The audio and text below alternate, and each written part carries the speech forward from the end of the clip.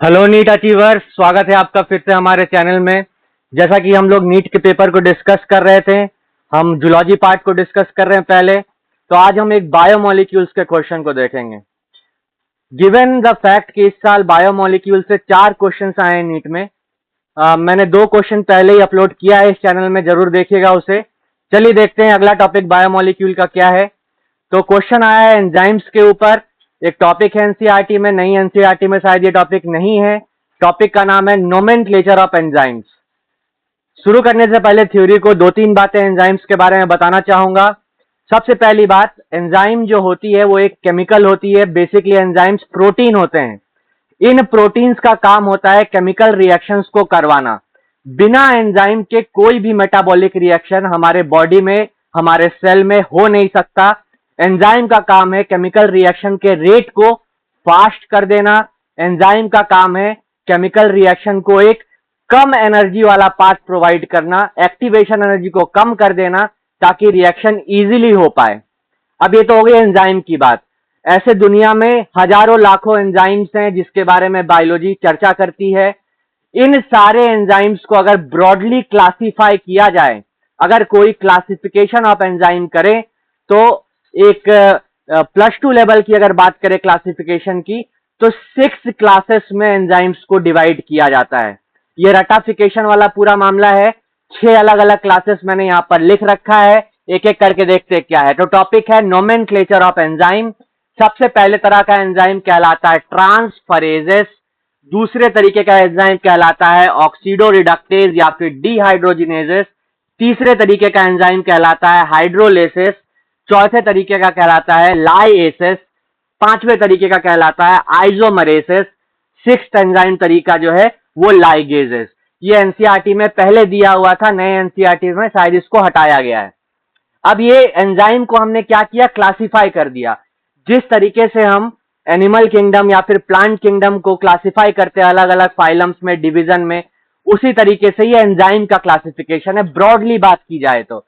अब क्वेश्चन आता है कि ये क्लासिफिकेशन का नाम जो है अलग अलग, ये एंजाइम कैसे एंजाइम है। फॉर एग्जाम्पल अगर कोई आपसे पूछे कि हाइड्रोलेजेस एंजाइम कैसे एंजाइम होते हैं, क्या काम करते हैं, तो आपको बोलना है हाइड्रोलेजेस ऐसे एंजाइम होते हैं जो बॉन्ड्स को ब्रेक करते हैं वाटर के प्रेजेंस में।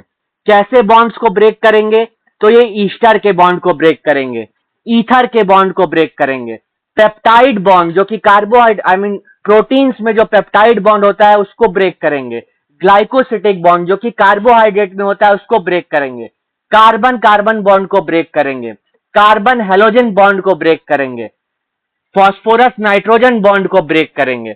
तो इस तरह के ब्रेक करने वाले एंजाइम्स को कहते हैं हाइड्रोलेसिस। अब जोड़ने वाले एंजाइम्स को क्या कहते हैं, जहां पर 2 बॉन्ड्स को जोड़ते हैं तो उनको कहते हैं लाइगेजेस। आपने बायोटेक्नोलॉजी में पढ़ा होगा डीएनए लाइगेज। डीएनए लाइगेज क्या करता है, तो डीएनए के पीसेस को जोड़ता है। उसी तरह से लाइगेजेस का क्या काम है, जोड़ना। तोड़ना काम किसका, हाइड्रोलेजेस का। जोड़ने का काम किसका, लाइगेजेस का। ये क्या जोड़ेगा, कार्बन ऑक्सीजन बॉन्ड जोड़ेगा, कार्बन सल्फर बॉन्ड जोड़ेगा, कार्बन नाइट्रोजन बॉन्ड जोड़ेगा, फास्फोरस ऑक्सीजन बॉन्ड जोड़ेगा। ये सारी इंफॉर्मेशन एनसीईआरटी की है। अगर चाहो तो इसको कहीं पर नोट डाउन कर लो, स्नैपशॉट, स्क्रीनशॉट ले लो, फायदे में रहोगे। तो 2 एंजाइम्स के फंक्शन आपको मैंने बताए, हाइड्रोलेजेस और लाइगेज। अब बात करते हैं आइसोमरेज कैसा एंजाइम होता है। एक्चुअली ये जो क्लास है एंजाइम्स के, जैसे दुनिया में आप जब सर्च करेंगे नेट में तो आपको हो सकता है पता लगेगा there are 30,000 types of hydrolases, there are 20,000 of types of ligases. ये मैं एक आर्बिट्री नंबर बोल रहा हूं, हो सकता है 1000 हो, 2000 हो, 10,000 हो, कुछ भी हो सकता है। नेट में सर्च करेंगे तो पता लगेगा। इसका मतलब हाइड्रोलेजेस एक टाइप है एंजाइम का, इसके अंदर अलग अलग एंजाइम्स आते हैं। लाइगेज एक टाइप है एंजाइम का, अलग अलग एंजाइम आते हैं। आइसोमरेजेस क्या करता है, आपको पता है केमिस्ट्री में आइसोमेरिज्म की बात होती है। सेम केमिकल फॉर्मूला होता है लेकिन स्ट्रक्चरल फॉर्मूला अलग होता है। स्ट्रक्चरल फॉर्मूला अलग होने की वजह से उसकी प्रॉपर्टीज थोड़ी बहुत अलग हो जाती है। तो इस तरह के आइसोमेरिज्म वाले रिएक्शंस को, एक आइसोमर को दूसरे आइसोमर बदलने वाला एंजाइम है आइसोमरेजेस। अब लाइएसेस क्या है, देखिए एनसीईआरटी में लाइएस क्या करता है, 2 कार्बन में कुछ अलग अलग एटम्स लगे हुए हैं, एक्स और वाई। इन दोनों को कार्बन से तोड़ेगा और आपस में ज्वाइन करवाएगा। लाइज मतलब इन दोनों को तोड़ देगा, तोड़ के एक कंपाउंड बनाएगा और साथ ही कार्बन कार्बन में डबल बॉन्ड आ जाएगा। यहां से एक बहुत अच्छा क्वेश्चन आ सकता है, अभी तक नीट या एम्स में ये क्वेश्चन नहीं पूछा गया। क्वेश्चन इस तरह का हो सकता है कि which enzyme breaks the atom from saturated carbon and produces double bond. कौन सा ऐसा एंजाइम है जो डबल बॉन्ड प्रोड्यूस करता है कार्बन में? तो आपको बोलना है लाइज। ये डबल बॉन्ड तो प्रोड्यूस करता ही है, साथ ही साथ जो दो एटम्स लगे हुए हैं अलग अलग उनको भी जोड़ देता है। ये लाइज का काम है।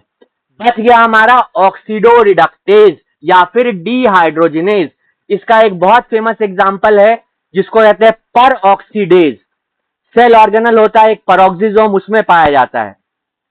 बेसिकली इन एंजाइम्स का काम नाम से ही पता लगता है, रेडॉक्स रिएक्शन में इनका काम होता है। जैसे फॉर एग्जांपल हमारे पास एक सबस्ट्रेट है S1, एक सबस्ट्रेट है S2। एनसीईआरटी में दे रखा है, इसको कहा है रिड्यूस्ड। यहां पर रिड्यूस्ड लिखा हुआ है, यहां पर ऑक्सीडाइज लिखा हुआ है। ये एंजाइम डालने के बाद ऑक्सीडो रिडक्टेज इसके अंदर अप्लाई होने के बाद जो S1 रहेगा पहले रिड्यूस्ड होगा, वो ऑक्सीडाइज हो जाएगा बाद में। यहां पर जगह नहीं इसीलिए बता रहा हूं, S1 बाद में जाकर ऑक्सीडाइज हो जाएगा और S2 बाद में जाकर रिड्यूस हो जाएगा। तो ये रेडॉक्स रिएक्शन में काम करता है। एक सबस्ट्रेट ऑक्सीडाइज होगा, साइमल्टेनियसली दूसरा सबस्ट्रेट, जैसे मान लो एक रिड्यूस हुआ तो दूसरा ऑक्सीडाइज, एक ऑक्सीडाइज हुआ तो दूसरा रिड्यूस। तो ये हमारा ऑक्सीडो रिडक्टेज। अब बात करते हैं नीट जो क्वेश्चन पूछा है इस साल 2025 में, वो पूछा है ट्रांसफरेजेस के बारे में। पहले समझते हैं इन एंजाइम्स का काम क्या होता है।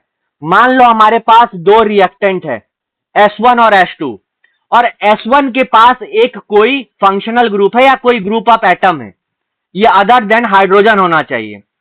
तो S1 से इस G को हटाकर S2 में लगा देता है तो S1 फ्री हो जाता है, S2 के साथ G आ जाता है। तो इसने क्या किया ट्रांसफरेजेस ने, इसने G वाले ग्रुप को ट्रांसफर किया। कहां से ट्रांसफर किया? S1 से S2 पे ट्रांसफर किया, तो इसीलिए इसका नाम हो गया ट्रांसफरेज। क्वेश्चन कुछ नहीं था इस साल, ये डायग्राम दे रखा हुआ था, चार ऑप्शन दे रखे थे, ट्रांसफरेजेस, हाइड्रोलेजेस, लाइजेस और लाइगेज। सिलेक्ट करना था कि ये वाला कौन सा एंजाइम का फंक्शन है, उसमें आंसर गया ट्रांसफरेजेस। क्लियर है बात? तो ये था हमारा बायोमोलिक्यूल से तीसरा क्वेश्चन। तो इस साल 2025 में बायोमोलिक्यूल से 4 क्वेश्चन आए हैं, इसको मिलाकर 3 क्वेश्चन मैं चैनल पे अपलोड कर रहा हूं। एक और क्वेश्चन बचा हुआ है प्रोस्टेटिक ग्रुप के ऊपर, वो अगले वीडियो में देखेंगे। और अगर वीडियो आप यहां तक देखें, आपको मजा आ रहा है, समझ में आ रहा है, तो वीडियोस को शेयर करें, लाइक करें और चैनल को सब्सक्राइब करें। तब तक के लिए स्टे मोटिवेटेड, पढ़ते रहिए, नीट फोड़ते रहिए। Thank you.